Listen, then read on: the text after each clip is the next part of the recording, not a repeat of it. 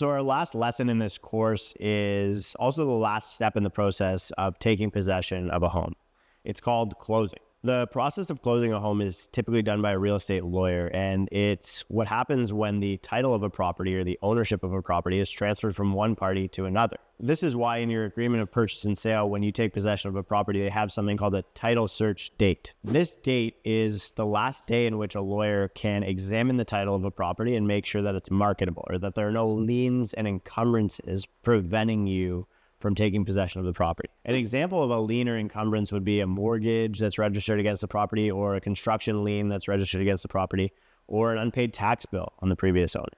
They're relatively uncommon, but we want to make sure that they're out of the way, and a lawyer is the one who does that for you. All of the documents that were prepared for you that you signed with your real estate professional will be sent to the lawyer through the deals office of the real estate brokers that you chose to work with. Both parties to the transaction will have their own lawyers who are from separate firms to avoid conflict of interest. The buyer's lawyer will prepare the arrangements from the mortgage company who will be financing the property, and the buyer's lawyer will actually also represent the lender in the closing of this transaction. In the majority of transactions in Canada, title insurance will be purchased on the buyer's behalf to protect them from any future risks on the title of the property that weren't uncovered during the title search or closing process. The majority of lenders require title insurance when a buyer is purchasing a home. Prior to the closing date of your property, a couple of things will take place. You will typically receive any necessary documents to transition the property from your lawyer for you to review prior to signing them. The closing day of your property is set out in the agreement of purchase and sale on the bottom of the first page typically.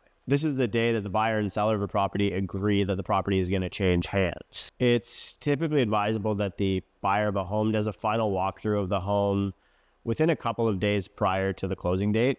And this is really just to examine that there have been no major changes to the structure of the house or the functionality of any of the things that were included in the agreement of purchase and sale. If there are any issues or surprises that arise, these can only be addressed with your lawyer that close to closing, and typically is done on the statement of adjustments, which is prepared by a lawyer. A statement of adjustments is basically a ledger of different financial considerations that need to take place between the buyer and the seller.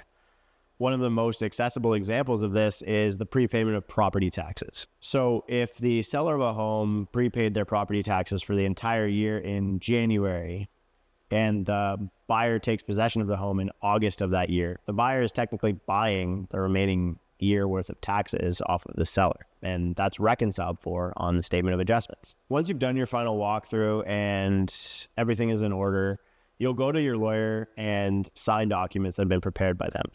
These documents are relatively similar to the ones that were prepared by a real estate brokerage, but they're a little bit more formal and binding. If you're using a mortgage to close on the property, you'll also sign a mortgage commitment and registration. That allows the lender to actually apply the funds from the mortgage to your purchase of the property. Any funds that were deposited by the buyer into the listing brokerage's trust account would also be applied to the purchase price of the property at the closing time by the lawyers in the transaction. The actual closing day of your real estate transaction can be a really high energy day, but it can also be pretty stressful.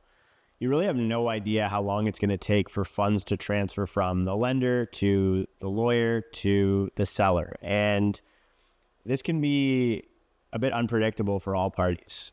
I've seen transactions where keys aren't given to the buyer until after 6 p.m. And I've seen other transactions where the buyer gets keys at 9 a.m. So on closing day, the title of the property will be transferred by the land registry office by the buyer and seller's lawyer.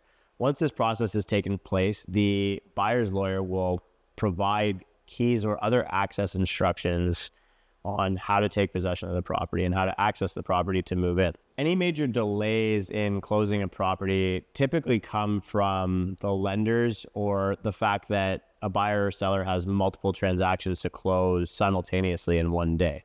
And this often happens when somebody is taking funds from selling one home and applying those funds to purchasing their next home. The best way to prepare for this on moving day is to have your house ready and have movers load up the moving truck and anticipate that they might be waiting in the driveway of your next home for a little bit until that property closes. Another way to avoid the stress and allow you to focus on the enjoyment of taking possession of your new property is to use a moving checklist for organization. I hope you found this section informative on what it's going to look like after you've successfully purchased a home and actually go through the process of closing and taking possession of that. One of the most important parts of making sure this process goes smoothly is choosing a lawyer who you feel you have good communication with. I would encourage you to head over to the website and ask Valery for a recommendation of a couple of different lawyers in your local area so that you can go through the process of interviewing them and be prepared for your real estate transaction. Any more specific legal questions that you might have can easily be answered by one of these professionals on an introductory phone call as well. So now we've reached the end of our time together.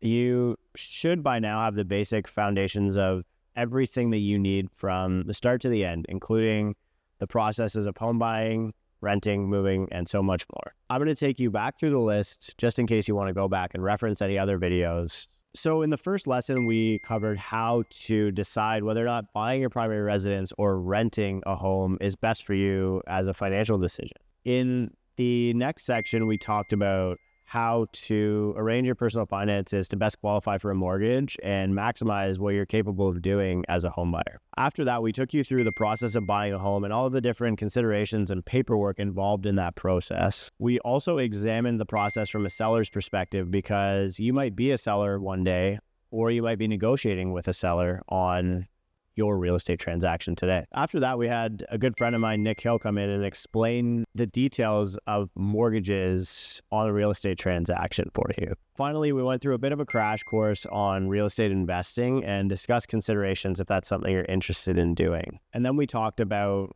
what the process of closing and actually taking possession of real estate looks like, so you have a good idea of what to expect during that part of the process. Please feel free to email the team at Valery to provide feedback or ask any specific questions that you want us to cover in future masterclasses or even a Q&A section of this course. You can email the team at info@valery.ca. Now I'd just like to take the time to say thank you very much for joining us today. I hope you found this course to be valuable in your home buying journey. And if there are any specific things that you'd like to ask myself or the team at Valery, I would encourage you to head over to the website and ask the chatbot. And if you don't find the answer you're looking for, send us an email and we'd love to help you out. Thank you very much for joining me and Valery today. I hope you learned something and I hope we were able to help you in your real estate journey. Daniel Foch signing off.